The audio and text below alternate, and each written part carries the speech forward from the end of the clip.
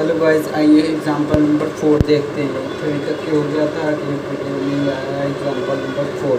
ये first type चल रहा था, इसमें कह रहा है find the complete integral of q square y square बराबर जेड ब्रैकेट के अंदर जेड माइनस पी एक्स। ये लखनऊ 2006 में बैक पेपर में आया हुआ सवाल है। जो इक्वेशन ये दी हुई थी, इसे Q square plus Y square बराबर Z minus Z into P X आ जाता है। और इसको क्यू को हम लोग लिख सकते हैं वाई डेवर जेड अपॉन डेवर वाई का होल स्क्वायर बराबर में Z into Z minus X डेवर जेड अपॉन डेवर एक्स का लिख देंगे पी की जगह पे। हम लोग को पता है 1 अपॉन वाई और डी एक्स, क्योंकि डेवर जेड अपॉन डेवर वाई को डी वाई भी लिख सकते हैं डी वाई, और इधर ये डेवर कैपिटल डी वाई हो जाएगा। ऐसे ही इस वाले फंक्शन को 1 अपॉन एक्स डी एक्स बराबर में कैपिटल डी एक्स हो जाएगा। अब इसका इंटीग्रेट कर देंगे बोथ साइड दोनों तरफ, तो ये लॉग वाई और ये कैपिटल वाई बचेगा। और इधर भी जब इंटीग्रेट करेंगे तो लॉग एक्स और कैपिटल एक्स। ये इक्वेशन नंबर 3 मान लिया। ये इक्वेशन नंबर 2 माना था गाइस। अब कह रहा from first and second we have, मतलब जो फर्स्ट इक्वेशन लिखी थी और ये सेकेंड, इसका आपस में कैलकुलेट करेंगे तो ये डेवर जेड अपॉन डेवर वाई का होल स्क्वायर आएगा और बराबर में जेड इंटू जेड माइनस डेवर जेड अपॉन डेवर एक्स आएगा। अब आपको पता है गाइस कि इसको हम लोग क्यू बराबर में Z minus Z minus P equation number 4 मान लेते हैं, और पी की जगह पे हम लोग मानेंगे कि डेवर जेड अपॉन डेवर एक्स होता है, क्योंकि जगह पे डेवर जेड अपॉन डेवर वाई होगा। अब जो इक्वेशन निकल के आई, ये निकल के आई पी क्यू जेड में इक्वेशन निकल के आई। हम लोग सपोज कर लेते हैं कि डेवर मतलब यू बराबर कैपिटल एक्स प्लस ए वाई, ये हम लोग सपोज कर लेते हैं यू बराबर एक्स प्लस ए वाई। तब 10 foot D Z upon D you बराबर and A D U Z upon D you बराबर इन द प्लेस करते हैं। इक्वेशन नंबर 4 से हम लोग यहाँ पे इक्वेशन नंबर 4 को हम लोग पुटिंग करेंगे तो ए स्क्वायर प्लस डेवर जेड अपॉन डेवर यू स्क्वायर का होल स्क्वायर आ जाएगा। ये गाइस दिख रहा होगा आपको।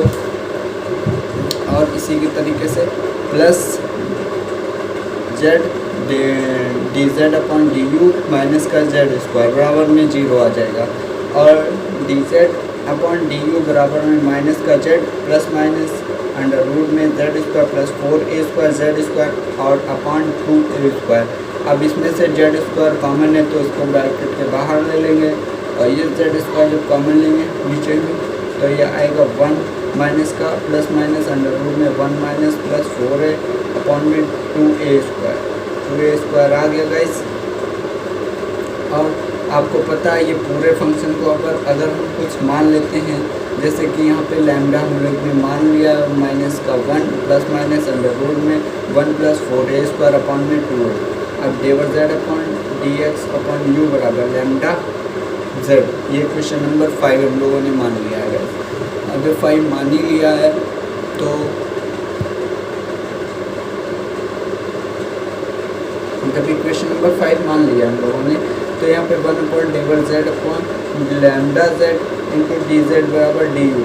अब इसका बोथ साइड इंटीग्रेट कर देंगे तो 1 अपॉन लैम्डा कांस्टेंट इसको बाहर ले लेंगे, 1 अपॉन जेड को लॉग जेड हो जाएगा और यू डेवर डी यू का यू हो जाएगा, और एक कांस्टेंट लॉग भी जोड़ लेते हैं।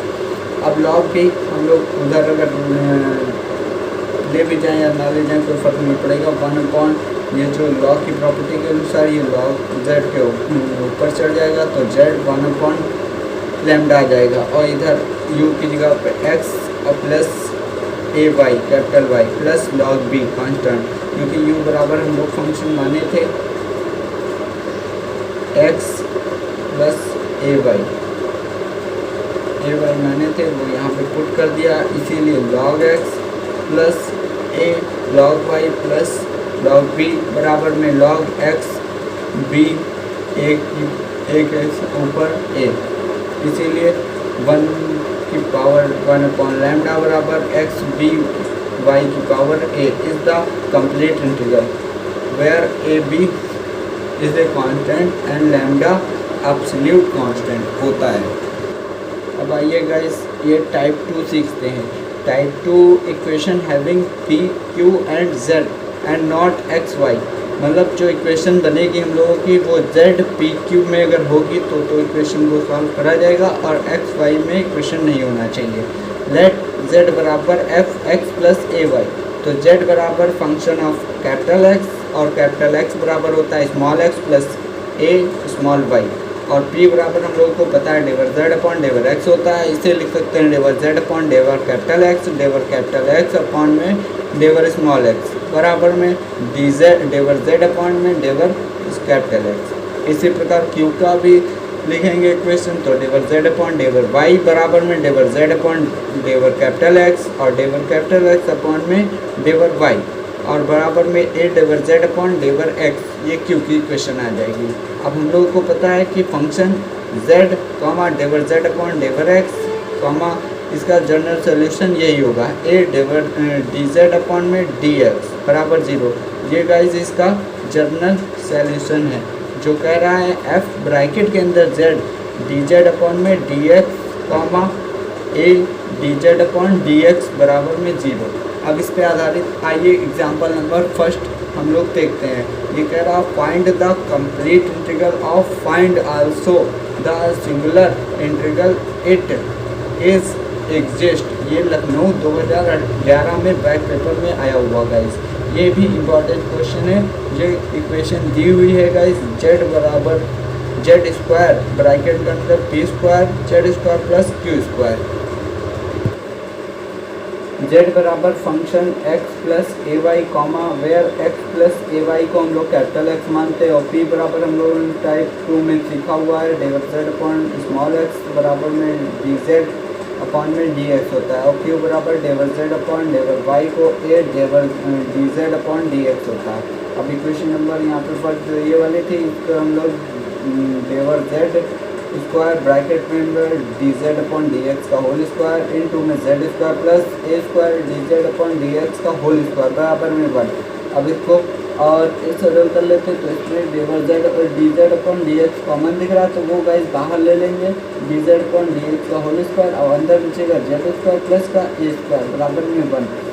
अब इसका अगर हम लोग और इजी करते हैं तो z स्क्वायर अंडर रूट में z स्क्वायर प्लस ए स्क्वायर, ये 1 जो था गाइस ये स्क्वायर था वो इसके पूरे पर स्क्वायर ले लिया, तो जब स्क्वायर पूरे पर ले लेंगे तो ये अंडर रूट में आ जाएगा और ये dz बचेगा और इधर dx बचेगा और ये इंटीग्रेट कर देंगे बोथ साइड तब 1/3 आएगा और इसका गाइस आ जाएगा z स्क्वायर ए स्क्वायर ब्रैकेट के ऊपर 1/2 था तो इसका हो जाएगा 3/2 बराबर में x प्लस सी और z स्क्वायर प्लस ए स्क्वायर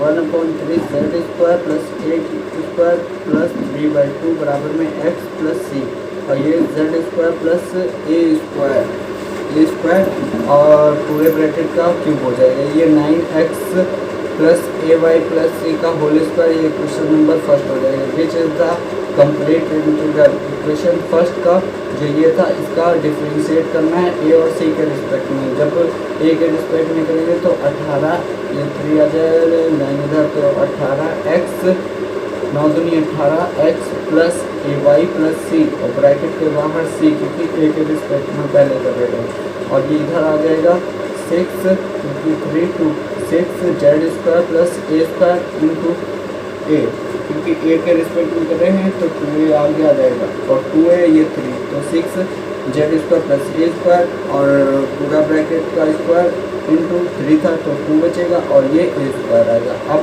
सी के रिस्पेक्ट में अगर करेंगे तो सी इधर है ही नहीं तो 0 हो जाएगा और इसका सी का जब करेंगे तो 18x प्लस ए वाई प्लस सी बराबर 0, ये क्वेश्चन नंबर थर्ड मान लेते हैं। अगर ए बराबर 0 करेंगे तो from third and fourth equation से गिवन 1 तो z बराबर 0 आएगा, p बराबर 0, q बराबर 0 तो show their does not exist any singular integral, यही इसका सॉल्यूशन है गाइस।